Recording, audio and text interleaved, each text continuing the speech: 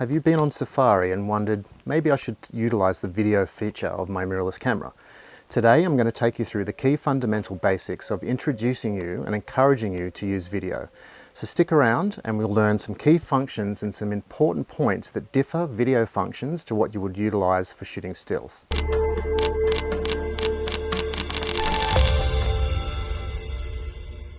My name is Collier, a photo safari guide from Melbourne, Australia, and I've been utilising C4 and guiding my Australian guests as a co-host on photo safaris right throughout Africa. Much like stills photography, there are some similarities and crossovers, but there are many differences. You still have a shutter speed, an aperture and an ISO, which form your exposure, but controlling them and the priority you give to each of them is very much different when you are shooting stills. So let's first talk about shutter speed. When considering shutter speed, you need to then also look at what frame rate you are using.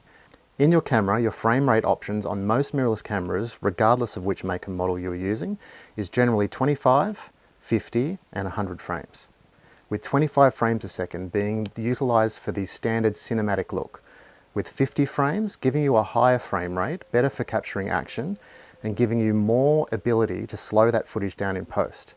Whereas 25 frames a second, it's nearly impossible to slow that footage down because there are not enough frames to utilise. If you know that you will not be slowing down your footage in post-production, simply use 25 frames a second. If you want a frame rate that's variable and gives you the ability to slow down in post, then opt for 50 frames. At 50 frames a second, this gives you the option to slow the footage down in post, as well as getting real-time frame rates for standard playtime video. Now for super dramatic high speed and slow motion action, you need to go into your camera's menu and select high frame rate. That will give you the ability to film at 100 frames a second, which gives you true slow motion footage, with the only downside being that it captures no audio.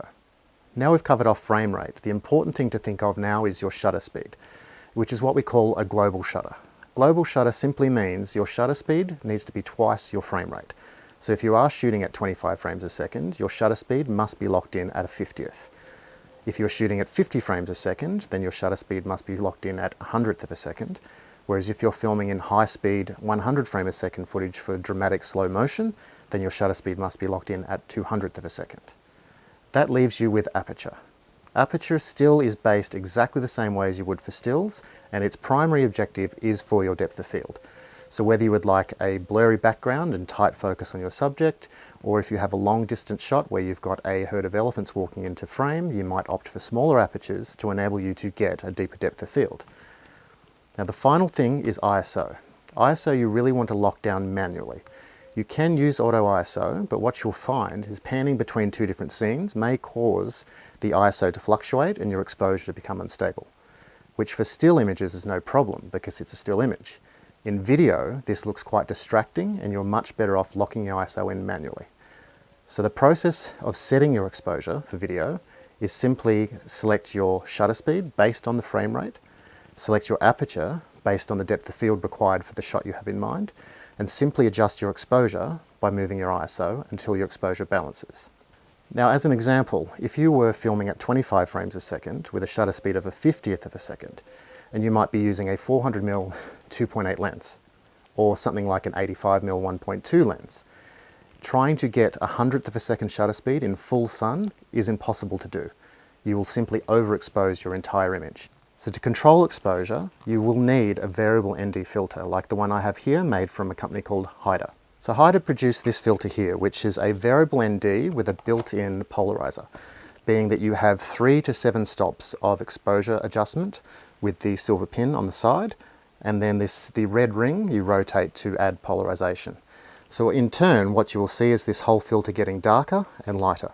So by attaching this to the front of your camera, you have from 3 to 7 stops of adjustment, knocking that exposure back and enabling you to use 100th of a second with wide open apertures in very bright daylight conditions. The final things to talk about are the basics that you would otherwise be thinking about as a photographer with stills also, and that comes down to composition. Composition is exactly the same. Use your rule of thirds, but this time you've got to think more about the story and getting various shots, from establishing shots where you may use a wide-angled lens to show a sense of place, to tighter shots to give a sense of who the character is, the subject, their behaviour, what they're doing, how they hunt, how they feed, any other behaviours. So think of a series of shots that will make up a total story for your final video. I tend to find that when I'm shooting stills, I'll flip over and record some video as well. And this makes a very good video to show how your trip went, because quite often you'll get home, people will ask how your holiday was, you show them a whole bunch of still images, but showing still images simply doesn't show exactly what happened. It doesn't show the full story. So I find it's very important to flip over and button on, record some video of all scenes, and that will give you the ability to give your entire trip some space to be told in motion rather than only stills. Now, a final and probably most critical thing is a stabilizer. I generally will use a beanbag or a tripod when filming video because handheld video doesn't look good. If you don't use tripods, your footage often shakes around and it is quite awkward to watch. So by using a beanbag in the vehicle and stabilizing your camera, you can also use the swivel plates. So on top of swivel plates, you can actually pan or simply bring a video head and tripod to shoot from inside the vehicle. So thanks for sticking around, and I hope this has shown you the basics of what you need to do with shooting video when out on safari. If you've liked this content and would like to see more, don't forget to like and subscribe to our YouTube channel, as well as follow C4 Photo Safaris on our Instagram page and Facebook. Thanks so much, and until next time, happy shooting. Cheers.